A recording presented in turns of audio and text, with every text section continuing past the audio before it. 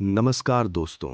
आज मैं आपको एक ऐसी बात बताने जा रहा हूं जो शायद आपकी पूरी जिंदगी बदल देगी।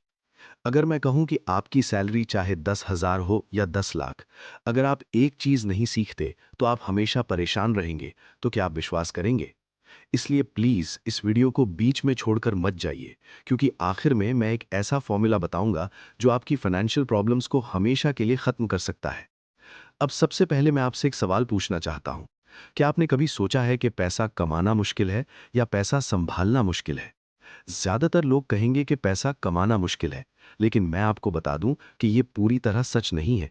असली चुनौती पैसे को संभालना है, पैसे को सही जगह खर्च करना है और पैसे को इस तरह मैनेज करना है कि वो आपके लिए काम करे, आप पैसे के लिए काम ना करें।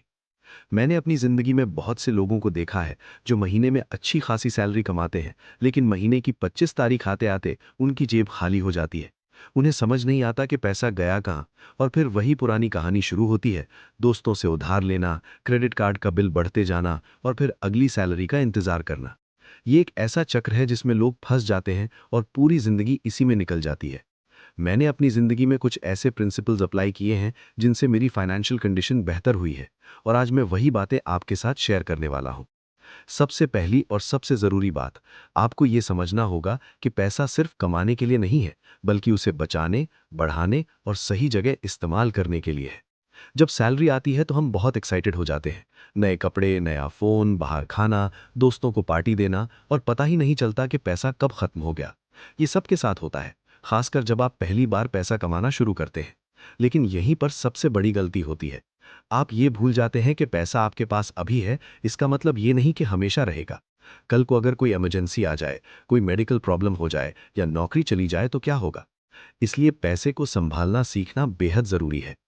अब मैं आपको एक बहुत ही सिंपल लेकिन पावरफुल कॉन्सेप्ट बताता हूं जिसे दुनिया भर के फाइनेंशियल एक्सपर्ट्स फॉलो करते हैं।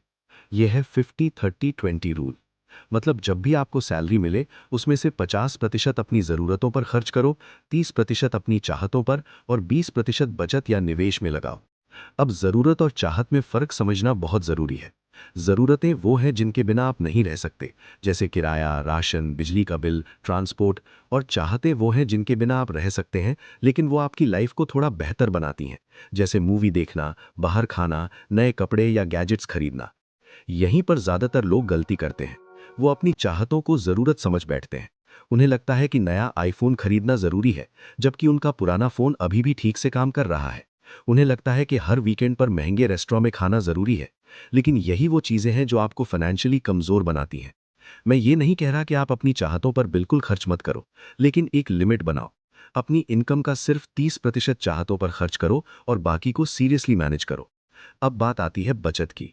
दोस्तों, ये बहुत ज़रूरी है कि आप हर महीने कुछ ना कुछ ज़रूर बचाएं, चाहे वो 1,000 रुपए ही क्यों ना हो, क्योंकि छोटी छोटी बचत ही आगे चलकर बड़ी बनती है। जितनी जल्दी आप बचत शुरू करेंगे, उतना ज़्यादा फायदा होगा, क्योंकि यहाँ पर कंपाउंडिंग का मैजिक काम करता है। अगर आप कम उम्र से छोटी रकम भी निवेश करना शुरू कर देते हैं, तो लंबे समय में वही रकम लाखों और करोड़ों में बदल सकती है। लेकिन यहाँ एक बहुत ज़रूरी बात है। ज़्यादातर लोग महीने भर खर्च करते हैं और फिर जो बचता है उसे सेव करते हैं, लेकिन अक्सर कुछ बचता ही नहीं। इसलिए आपको पे योरसेल्फ फर्स्ट का प्रिंसिपल अपनाना चाहिए। मतलब सबसे पहले अपने लिए पैसा अलग रखो, फिर बाकी खर्च करो। आप अपने बैंक में ऑटोमेटिक ट्रांसफ़र सेट कर सकते हैं, जिससे सैलरी आते ही एक फिक्स्ड अमाउंट आपके सेविंग्स या इन्वेस्टमेंट अकाउंट में चला जाए। इससे बचत अपने आप शुरू हो जाएगी। दूसरी ज़रूरी चीज़ है इमरजेंसी फंड। आपके पास कम से कम 6 महीने के खर्च के बराबर पैसा अलग होना चाहिए। अगर आपका मासिक खर्च 20,000 है, तो कम से कम 1,20,000 का इमरजेंसी फंड होना चाहिए। ये पैसा आपको अचानक आने वाली मुश्किलों से बचाएगा और आपको कर्ज लेने से रोकेगा। अब बात करते हैं इन्वेस्टमेंट की। सिर्फ पैसा बचाना काफ़ी नहीं है। अगर आप पैसा सिर्फ सेविंग अकाउंट में रखेंगे, तो महंगाई उसकी वैल्यू कम कर देगी। इसलिए आपको अपने पैसे को निवेश करना चाहिए। Mutual fund, SIP, stocks, gold या कोई और अच्छा ऑप्शन चुन सकते हैं। लेकिन याद रखिए, निवेश में धैर्य बहुत ज़रूरी है। 1-2 साल में अमीर बनने की उम्मीद मत रखिए। लंबी अवधि में कंपाउंडिंग ही असली खेल बदलती है। क्रेडिट कार्ड और लोन के बारे में भी समझदारी ज़रूरी है। क्रेडिट कार्ड बुरा नहीं है, लेकिन अगर आप पूरा बिल समय पर नहीं चुकाते, तो भारी ब्याज देना पड़ सकता है।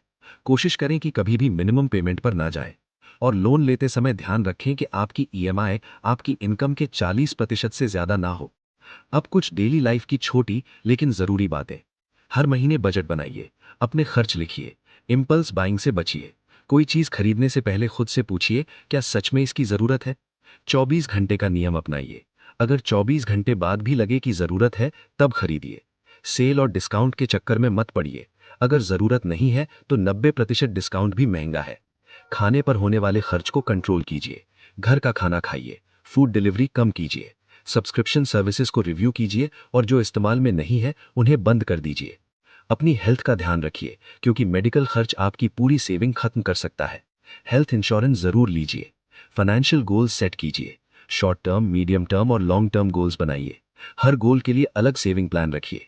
और कोशिश कीजिए कि आपकी एक पैसिव इनकम जरूर हो, चाहे छोटा साइड बिजनेस हो, यूट्यूब हो, ब्लॉगिंग हो या कोई और इनकम सोर्स हो। पैसिव इनकम आपकी फाइनेंशियल फ्रीडम की चाबी है। और अब आता है सबसे powerful formula, the power of compounding. जितनी जल्दी आप निवेश शुरू करेंगे, उतना ज्यादा फायदा मिलेगा। समय आपका सबसे बड़ा दोस्त है। 10 साल की देरी आपके लाखों और करोड़ों का नुकसान कर सकती है। दोस्तों, पैसा मैनेज करना कोई रॉकेट साइंस नहीं है। ये सिर्फ डिसिप्लिन और धैर्य की बात है। छोटी छोटी आदतें आपकी पूरी जिंदगी बदल सकती हैं। आज से शुरुआत कीजिए।